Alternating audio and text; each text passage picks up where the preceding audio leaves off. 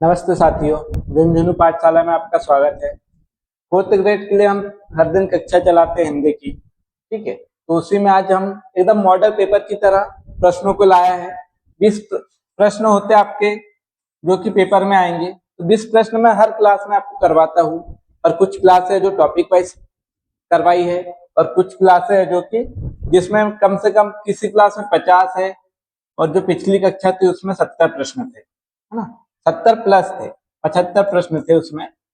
तो वो भी आप देख सकते हो, तो आपके लिए बहुत ही महत्वपूर्ण हो जाएगी। चलिए, तो क्या प्रश्न है हमारे पास में? अशुद्ध वर्तनी है।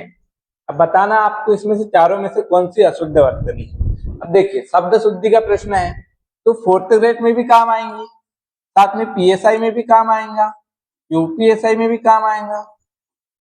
कोई सी भी परीक्षा हो, शब्द शुद्धि आती है। इसमें जो टॉपिक दिए है वो हर परीक्षा में लगभग आपको मिल ही जाएंगे। बस 2-3 टॉपिक है जो किसी परीक्षा में नहीं आते हैं, लगभग नहीं तो इसके जो 10 टॉपिक है आपको हर परीक्षा में मिलेगी।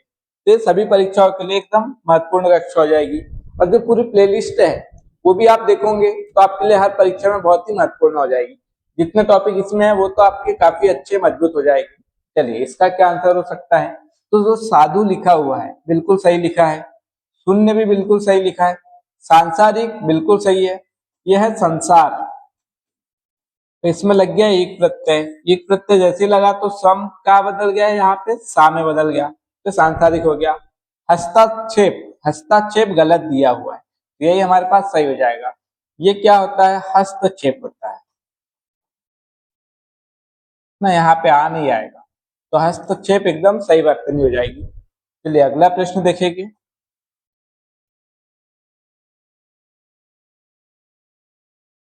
वाक्य शुद्ध, शुद्ध वाक्य कौन सा है? अब चारों में से कौन सा शुद्ध वाक्य है? देखेंगे, श्री कृष्ण के अनेक नाम प्रमुख है।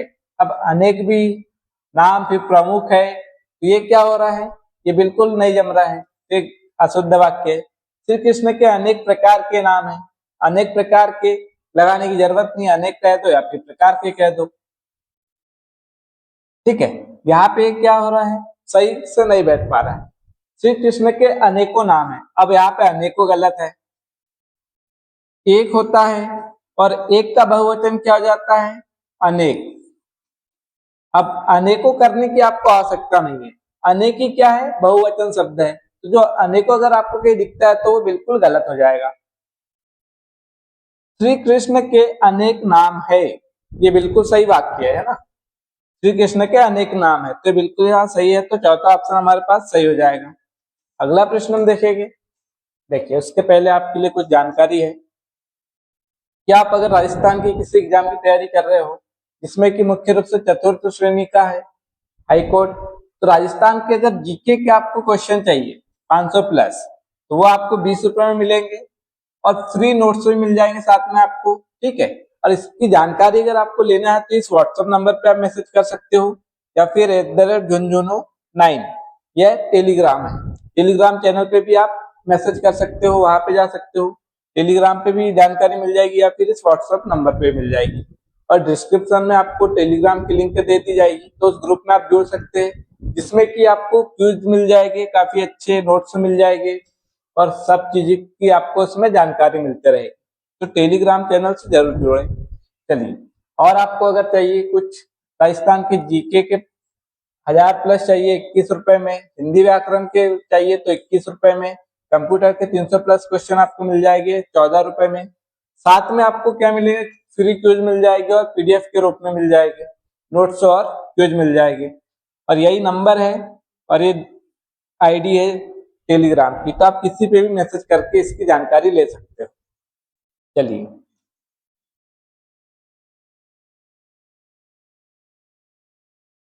गंगा संज्ञा है, जो गंगा शब्द है वो कौन सी संज्ञा है? जातिवाचक, व्यक्तिवाचक, भाववाचक, या फिर समूहवाचक? तो गंगा क्या है? एक ही नदी है। ठीक है, तो ये क्या हो जाएंगे हमारे पास में? व्यक्तिवाचक संज्ञा हो जाएगी। जातिवाचक तो उसके जैसे अनेक होती है, व्यक्तिवाचक दुनिया में केवल एक होती है, ये सही हो जाएगी। भाववाचक जिसको देख नहीं सकते, छू नहीं सकते, समूहवाचक भी नहीं होंगी। ठीक है, समूहवाचक किसका भेद है? तो जातिवाचक का भेद है। चलिए अगला प्रश्न देखेंगे। सर्वनाम है ना, तो मध्यम पुरुष सर्वनाम है। अब इसमें से कौन सा है जो मध्यम पुरुष सर्वनाम का उदाहरण है? तो वह क्या हो जाएगा?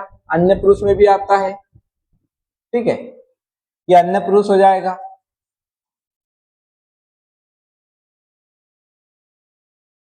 वे क्या हो जाएगा? वह वे, ये भी अन्य पुरुष हो जाएगा।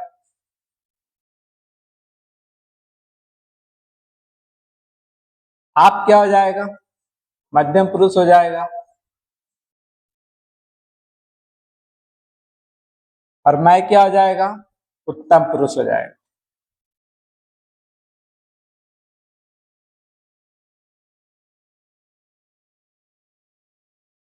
तो हमसे क्या पूछा? मध्यम पुरुष सर्वनाम। तो क्या हो जाएगा? आप जो है वो मध्यम पुरुष सर्वनाम, थर्ड ऑप्शन सही हो जाएगा।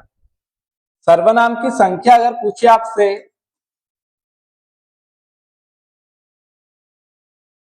तो कितनी हो जाएंगी? 11 होती है। अगर भेद पूछ लिए तो कितने होते हैं? 6 होते हैं। अगर पूछ लिया कि पुरुषवाचक सर्वनाम कितने होते हैं, तो ये होते हैं 3 प्रकार के: उत्तम पुरुष, मध्यम पुरुष, अन्य पुरुष।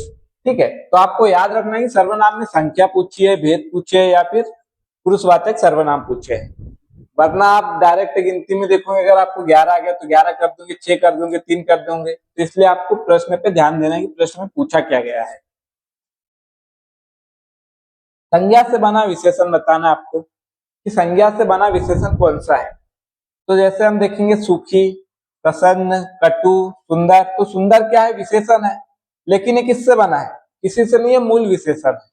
क्या है ये? मूल विशेषण है। ये किसी से नहीं बना है, खुद शब्द ही क्या है? विशेषण है। कटु भी क्या है? मूल विशेषण है।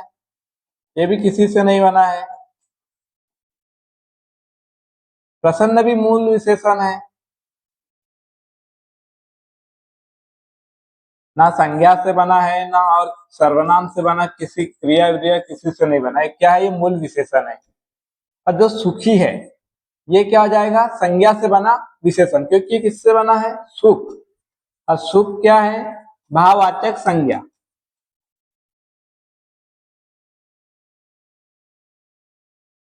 तो भाववाचक संज्ञा से बना सुखी, इसलिए हमारे पास सही हो जाएगा संज्ञा से बना विशेषण शब्द क्या है? सुखी है।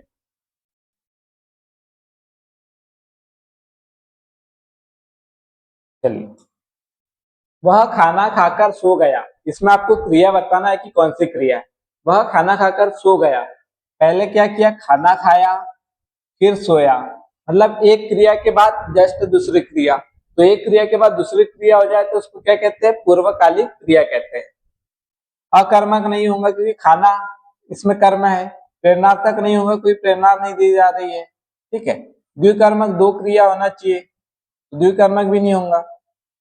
क्या हो जाएगा? दो क्रिया नहीं, दो कर्म होना चाहिए था। ठीक है, तो दो द्विकर्मक होता, पूर्वकालिक हो जाएगा ये। ठीक है, चौथा ऑप्शन सही हो जाएगा।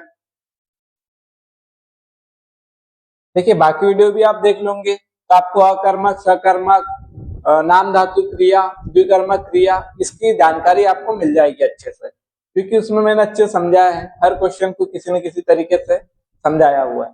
चलिए, माथा का तत्सम शब्द बताना है आपको। माथा जो है उसका तत्सम क्या होता है? मस्तक, मृतिका, मिष्टि, या फिर कोई नहीं। तो क्या आ जाएगा हमारे पास सही आंसर? मस्तक। मस्तक शब्द क्या है? तत्सम शब्द है। और इसका तद्भव क्या बन जाता है? माथा बन जाता है। ये हो जाएगा तद्भव। तो पहला ऑप्शन हमारे पास सही हो जाएगा। अगला प्रश्न देखेंगे। तुर्की शब्द नहीं है। अब तुर्की शब्द नहीं है तो कौन सा हो जाएगा?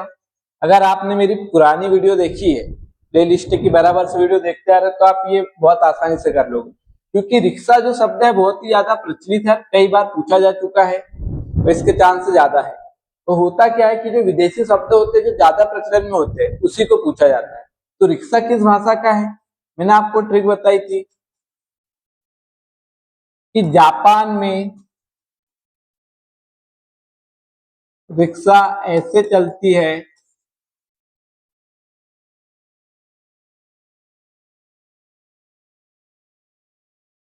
जैसे कि सुनामी चल रही। सुनामी चल रही हो, तो जापान हो गया, और जापान में रिक्शा और सुनामी ये दोनों शब्द क्या हो गया, जापानी शब्द हो गए। तो रिक्शा क्या है, जापानी शब्द है।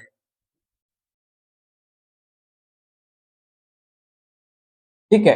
अरे बाकी उर्दू, चाकू और कुली ये क्या हो जाएंगे, तुर्की शब्द हो जाएंगे। तो तुर्की शब्द कौन सा नहीं है, तो रिक्शा। सेकेंड ऑप्शन सही हो जाएगा, क्योंकि ये कौन सा शब्द है, जापानी शब्द है। देखिए, अगर आपको अंग्रेजी शब्द कुछ याद करना है,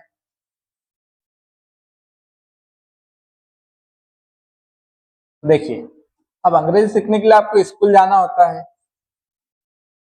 स्कूल या फिर कॉलेज। अब इसमें आपको क्या लगती है, फीस लगती है।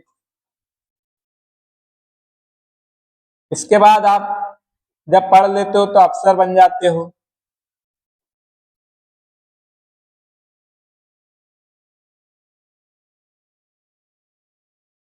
डॉक्टर बन जाते हो। अब जब आप डॉक्टर बन गए तो डॉक्टर्स में जो जितनी चीजें हैं, हॉस्पिटल हो जाएगा,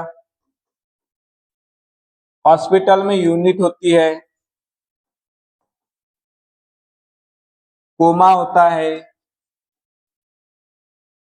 नर्स होती है, कंपाउंडर होता है, इंजेक्शन होता है। तो ये सब क्या हो जाते हैं, अंग्रेजी शब्द हो जाते हैं। तो इस प्रकार से आप कहानियों के आधार पे इसको आसानी से सीख सकते हो। बिजली का पर्यायवाची बताना आपको कि कौन सा है, यीशु, सौदामिनी, केसी या फिर राव। तो यीशु किसका पर्यायवाची है, बाण का, बाण का, तीर का। सौदामिनी हो जाएगा बिजली का पर्यायवाची, तो ये सही हो जाएगा। केसी किसका होता है, माँ दुर्गा का पर्यायवाची भी है। और केसी जिसके केस हो मतलब चोटी हो, चोटी का भी पर्यायवाची होता है। ठीक है। राव किसका हो जाता है, राजा का पर्यायवाची हो जाता है। चलिए आगे देखेंगे। जोड़ का विलोम बताना है आपको। जोड़ का विलोम क्या हो जाएगा, जोड़ भाग, गुना भाग, जोड़ घटाना। तो क्या होता है, गुना भाग होता है और जोड़ घटाना होता है। तो क्या हो जाएगा, जोड़ का जो विलोम हो जाएगा घटाओ या फिर घटाना। तो ये थर्ड ऑप्शन से हो जाएगा, गुना भाग ये आपस में विलोम हो सकते हैं, बाकी नहीं आएगा। ठीक है। संधि का विलोम बताना है, क्या होगा, विग्रह, ह्रास, सृष्टि या फिर वृष्टि। तो संधि का क्या हो जाता है, जो विलोम होता है वो विग्रह होता है। ठीक है, विलोम में आपको याद रखना है। लेकिन संधि को जब हम अलग करते हैं, तोड़ते हैं, तो संधि विच्छेद कहलाता है। समास को तोड़ना समास विग्रह कहलाता है। ठीक है, लेकिन विलोम में आपको याद रखना संधि का क्या हो जाएगा, विग्रह हो जाएगा। वैसे जो व्यास होता है, व्यास का विलोम क्या होता है, समास होता है। संधि का विलोम क्या होता है, विग्रह होता है। ठीक है, चलिए। निविदा सूचना का उद्देश्य है, ये क्या है, पत्र से क्वेश्चन है ना, पत्र से आपका एक क्वेश्चन बनता है। तो जो निविदा सूचना होती है उसका जो मूल उद्देश्य होता है, क्या होता है उसका उद्देश्य, सामान की आपूर्ति करवाना होता है, या फिर सामान की नीलामी करवाना होता है, या फिर निर्माण कार्य करवाना होता है, या फिर उपरोक्त तीनों तीनों ही होता है, या फिर क्या होता है। तो इसका जो सही आंसर हो जाएगा वो क्या हो जाएगा, उपरोक्त सभी। ये तीनों ही जो है ये इसका उद्देश्य होता है निविदा निविदा सूचना का। ठीक है। देखिए, आप जो कक्षा क्लास में देखते हो क्वेश्चन एक के बाद हर टॉपिक के, तो ये समझो कि आपके पेपर में भी इसी प्रकार से क्वेश्चन आने वाले हैं। ठीक है, तो आपकी क्लास के साथ एकदम मॉडल पेपर की तरह ये तैयारी है आपकी। प्लान हिंदी शब्द है, तो प्लान का हिंदी शब्द क्या है, परियोजना, योजना, आयोजन या फिर नियोजन। तो क्या प्लान है भाई, क्या योजना है, तो क्या हो जाएगा इसका जो सही हो जाएगा, योजना हो जाएगा। जो पारिभाषिक शब्दावली इससे भी क्वेश्चन बनने वाला है। ठीक है। और जो परियोजना होता है वो उसके लिए इंग्लिश शब्द क्या होगा, बताइए मुझे कमेंट में, आप बताना है ना कि जो परियोजना के लिए इंग्लिश शब्द होगा वो क्या होगा। घुटने टेकना मुहावरे का अर्थ क्या हो जाएगा, घुटने में दर्द होना, दुखी होना, हार मान लेना, विजय प्राप्त करना। तो क्या हो जाएगा इसका सही आंसर, तो घुटने में दर्द होना नहीं होगा, दुखी होना नहीं होगा। घुटने टेकना मतलब सामने वाली सेना ने घुटने टेक दिए, मतलब कि हार मान ली। तो हार मान लेना, थर्ड ऑप्शन सही हो जाएगा, विजय प्राप्त करना नहीं होगा। चलिए अगला प्रश्न देखेंगे। तलवार की धार पर चलना मुहावरे का अर्थ है। तो तलवार की धार पे चलना मुहावरे का क्या अर्थ हो? नुकीला होना, पराजित कर देना, ईर्ष्या करना, या फिर कठिन कार्य करना। तो नुकीला होना बिल्कुल नहीं होगा, पराजित कर देना भी नहीं होगा, ईर्ष्या करना नहीं होगा, कठिन कार्य करना। अब भी धार पे चलना मतलब तलवार की धार पे कोई चल पा रहा है, मतलब बहुत ही कठिन कार्य कर रहा है। थोड़ी भी चूक हुई तो पैर कट जाना है। तो वही है कि बहुत कठिन कार्य करना क्या होता है? तलवार की धार पर चलना। तो ये चौथा ऑप्शन हमारे पास में सही हो जाएगा। अगला प्रश्न हम देखेंगे।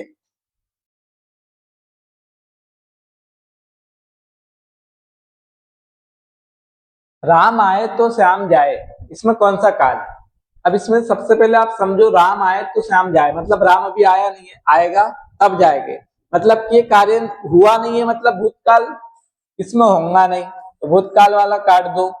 और अभी भी कंप्लीट नहीं हुआ है मतलब वर्तमान में भी नहीं हुआ है, तो वर्तमान भी नहीं होगा। तो कौन सा होगा? ये भविष्य, भविष्य काल हो जाएगा। अब देखते हो ऑप्शन में कोई नहीं, बिल्कुल नहीं आएगा। भविष्य काल वाला हो सकता है, सामान्य वर्तमान, वर्तमान काल नहीं होगा, सामान्य भविष्य या फिर संभाव्य भविष्य। तो संभाव्य संभावना भविष्य में नहीं होती है, ठीक है। ये क्या हो जाएगी? मतलब देखिए, राम आए तो श्याम जाए, तो ये क्या सिंपल एकदम सामान्य काल है ना। लेकिन कौन सा काल है? तो ये भविष्य काल है, तो सामान्य भविष्य काल हो जाएगा। तो पहला ऑप्शन सही हो जाएगा।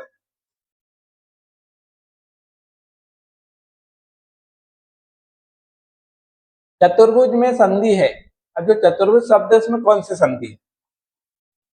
तो ये है चतुह और भुज।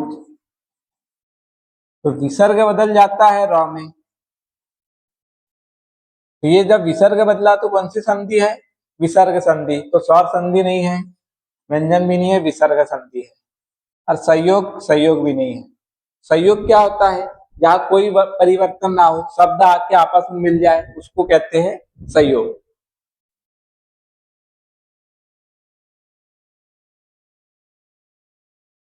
चलिए प्रत्यय वाला है। यह प्रत्यय नहीं है, यह प्रत्यय किसमें नहीं है बताना है। तो साहित्य में है क्या? ये शब्द है सहित, और यह प्रत्यय लगने से क्या बन गया? साहित्य बन गया। आ हो गया यहाँ पे, आ की जगह। माधुर्य क्या शब्द है? मधुर, और यह प्रत्यय लगने से क्या बन गया? माधुर्य, मतलब इसमें यह प्रत्यय है। महाकाय, ये क्या है? महा और काय, तो यहाँ काय शब्द है, यह प्रत्यय नहीं है, तो यही हमारे पास सही हो जाएगा। वात्सल्य में देखेंगे, ये शब्द है वत्सल, तो इसमें यह प्रत्यय लग जाता है, ये बन जाता है वात्सल्य। तो यहाँ पे हम देखेंगे कि तीनों में यह प्रत्यय है। अब एक चीज आप ये भी नोटिस कर सकते हो कि जब यह प्रत्यय लगता है तो उसके सामने वाला जो वर्ण होता है वो आधा हो जाता है। तो हम ऐसे भी देख सकते हैं कि यह के साथ यहाँ आधा वर्ण है, यह के साथ यहाँ आधा र है, यह के साथ यहाँ आधा त है, यह के साथ यहाँ आधा कुछ नहीं है। तो इस तरीके से भी आप इसको थर्ड ऑप्शन लगा सकते थे।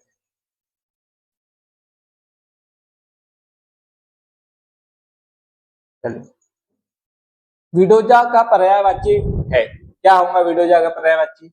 नक्षत्र नहीं होगा, अप्सरा भी नहीं होगा, इंद्र को कहते हैं विडोजा। तो थर्ड ऑप्शन सही हो जाएगा। पत्थर नहीं होगा, पत्थर को क्या कहते हैं? उपल कहा जाता है, पाषाण कहा जाता है, ठीक है।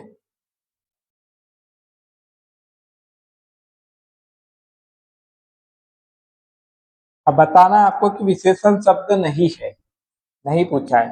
भारतीय जीवन, ये जीवन की विशेषता बता रहा है, मतलब ये विशेषण है। दैनिक जीवन, ये भी विशेषता बता रहा है, ये भी विशेषण है। ग्रामीण जीवन, ये भी विशेषता बता रहा, विशेषण है।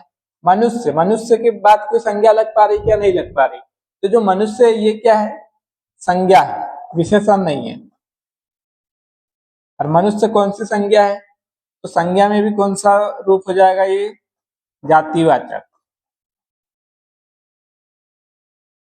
तो ये हमारे पास चौथा ऑप्शन सही हो जाएगा, जो कि विशेषण शब्द नहीं है, संज्ञा शब्द है। ठीक है, आपसे प्रश्न ये यहाँ यही पे ये बदल सकता था कि संज्ञा शब्द है, तो भी आपका आंसर यही होता। तीनों क्या है, विशेषण है, और मनुष्य क्या है, संज्ञा है। चलिए, हमारे पास ये लास्ट प्रश्न था। अगर क्लास अच्छी लगी हो तो कमेंट में जरूर बताएं। धन्यवाद।